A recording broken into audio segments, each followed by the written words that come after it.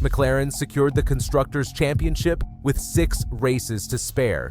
They dominated the 2025 season. The drivers' title seemed like a formality, but here's what nobody saw coming. How did Max Verstappen turn a massive 104-point deficit into just 63 points in only 2 months? Why is McLaren's own team principal now writing Verstappen's threat in capital letters? And most importantly, what changed at Red Bull that suddenly made them competitive everywhere from Monza's high-speed straights to Singapore's tight corners?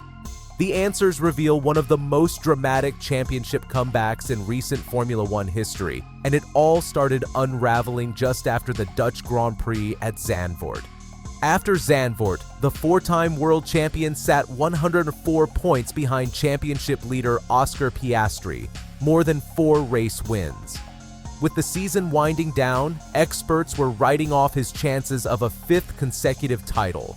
Red Bull looked genuinely beaten for the first time in years. Their RB21 struggled to match the pace of McLaren's dominant MCL39. The gap wasn't just on the scoreboard. McLaren's performance advantage was clear. Race after race, the papaya cars were faster. Verstappen himself seemed resigned to playing a supporting role. The narrative was set. McLaren's year, Verstappen's reign over. Then Monza happened. And Verstappen didn't just win, he dominated. Red Bull followed with another victory in Baku. 2 circuits where they had historically struggled. 2 back-to-back wins nobody expected. Suddenly, the 104-point deficit shrank to 69. The conversation began to shift. But the real turning point came in Singapore, a track that was supposed to be McLaren's stronghold and Red Bull's weakness. Verstappen had never won there in 8 previous attempts. The high downforce setup was meant to expose Red Bull's flaws. Qualifying was the first warning. George Russell took pole for Mercedes, but Verstappen locked in second ahead of both McLarens. Piastri was third, yet significantly slower. This wasn't a one-lap fluke. During the race, Verstappen delivered exactly the kind of performance that makes him so dangerous. While the McLaren drivers tangled in their own internal battle, Verstappen kept his head down, finishing second. Piastri came fourth, Norris third. Once again, Verstappen outscored both McLaren drivers. The pattern was unmistakable. At Monza, he won while McLaren's finished third and eighth. At Baku, he won again McLaren's third and fourth. At Singapore, he finished second ahead of both. 3 consecutive races where Verstappen outscored both McLaren drivers. That's not luck, that's momentum. So, what changed at Red Bull? The answer is more significant than a simple upgrade. Their technical breakthrough came with the new floor introduced at Monza, but the real shift was philosophical. Red Bull moved away from a purely data-driven setup approach and began relying more on driver feedback, especially from Verstappen. This change unlocked consistency across different circuit types. The result? Versatility. Competitive on Monza's low downforce straights, Baku's street layout, and Singapore's high downforce corners, Red Bull is now fast everywhere. That's the hallmark of a championship-winning package. McLaren's team principal Andrea Stella knows it.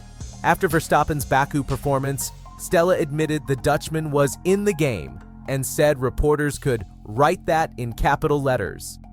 After Singapore, when asked if that should now be written in bold, Stella replied, "I'll stay with the capital letters, I'll let you add the bold." His detailed analysis shows McLaren's growing concern. It's interesting what Red Bull has done at circuits like this. They were very competitive in Monza, competitive in Baku, and now competitive in Singapore. That tells you they've resolved both the low drag and high downforce issues, but it's Red Bull and Max is just Max Verstappen. The numbers tell the story. After Singapore, Verstappen sits 63 points behind Piastri, with a 199 still available across the final 6 race weekends. He's just 41 points behind second-place Lando Norris. That's achievable. Verstappen needs to outscore Piastri by only 11.5 points per weekend.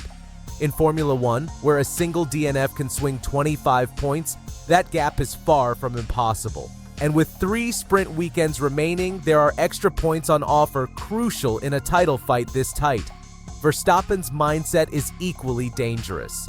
When asked about his title hopes, he said, "I'm not really thinking about that, to be honest. It's a big gap, but I just take it race by race. If the car is capable of winning, we'll win." That's the mentality of a hunter. And McLaren now feels the pressure. McLaren's situation is complex. The constructors' title is already theirs, but the drivers' championship is alive and they're fighting on 2 fronts.